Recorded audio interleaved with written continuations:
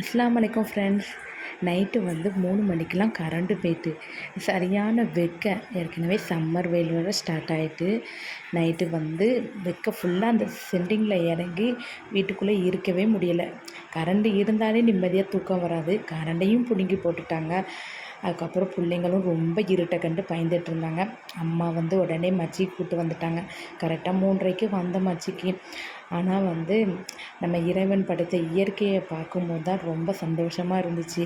அதிலிருந்து வரக்கூடிய காற்று அப்படி வந்து ஏசிக்குள்ளே இருந்த மாதிரி அவ்வளோ ஒரு கூலிங்காக இருந்துச்சு. படுக்கும்போது நிம்மதியாக தூக்கம் வந்துச்சு. பிள்ளைங்க படுத்த உடனே தூங்கிட்டாங்க.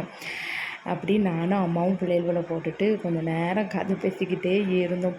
ஏம்மா எவ்வளோ வெக்க இருந்தாலும் எப்படி இந்த மரத்தில் இருந்து இவ்வளோ ஒரு காற்று வருது, அப்படி தரை ஃபுல்லாக ஜில்லுன்னு இருந்துச்சு. காலையில் எடுத்துகிட்டு வந்த தலைவாணி எல்லாம் கீழே போடும்போது வீடு ஃபுல்லாக ஹீட்டாக இருக்குது. மச்சி காலையில் வந்து பார்க்கும்போது அவ்வளோ ஒரு கூலிங்காக இருந்துச்சு. இந்த நம்மளுக்கு மட்டும் இந்த மரம் செடி கொடிகள் இல்லைன்னா உண்மையிலே சொல்கிறேன், உயிர் வாழவே முடியாது. என்ன தான் நம்ம ஏசி அதுக்கப்புறம் கரண்ட் மூலமாக நம்ம காற்றை சுவாசித்தாலும் இந்த இயற்கை காற்று மாதிரி வரவே செய்யாது. நீங்கள் கரண்ட் போயிட்டிங்கன்னா உங்களுடைய அனுபவம் எப்படி இருக்குன்னு மறக்காமல் கமெண்ட்ஸ் பண்ணுங்கள். அப்படியே கீழே வந்தாச்சு. பிரேக்ஃபாஸ்ட் பண்ணேன். காலையில் இட்லி, சாம்பார், சட்னி, எள்ளு வந்து பாக்கெட் 2 பாக்கெட்டு இருந்துச்சு. ஒரு பாக்கெட் மட்டும் திரிச்சேன். பிள்ளைங்க சாப்பிடுவாங்களா என்னமான்னு. கருவேப்பிலை நிறையா போட்டு, புளி போட்டு, வெள்ளை பொடி போட்டு சூப்பராக மணக்க எள்ளு பொடி ரெடி பண்ணிட்டேன். ரொம்பவே நல்லா இருந்துச்சு. அல்ஹம்துலில்லாஹ்ன்னு சாப்பிட்டு முடிச்சுட்டு, அதுக்கப்புறம் குடல் வந்து அம்மா வாங்கிட்டு வந்திருந்தாங்க. இதை க்ளீன் பண்ணணும். நிறைய பேர் வந்து நல்லா கொதிக்குத வெந்நி வந்து ஊற்றுவாங்க அப்படி கலண்டுருன்னு. ஆனால் அதில் என்ன சத்து இருக்குது? நான் அருவாமனைட்டு அப்படியே வந்து செதுக்கிடுவேன். இது தோலில் இருக்கக்கூடிய இதெல்லாம் ரிமூவ் பண்ணிட்டு இந்த மாதிரி வெள்ளையாக கழுவிடுவேன்.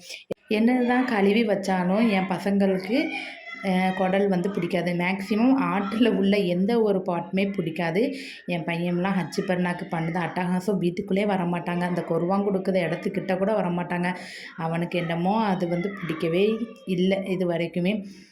குடலான வச்சாலுமே அவங்களுக்கு தனியாக வந்து சிறுபருப்பு சாம்பார் வைக்கணும்.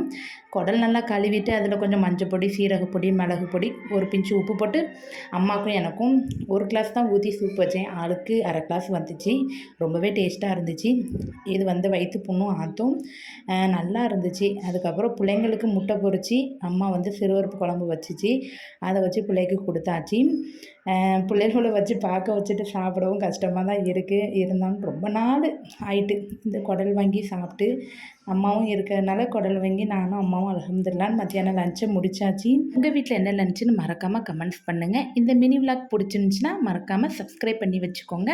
ஓகே, பாய்.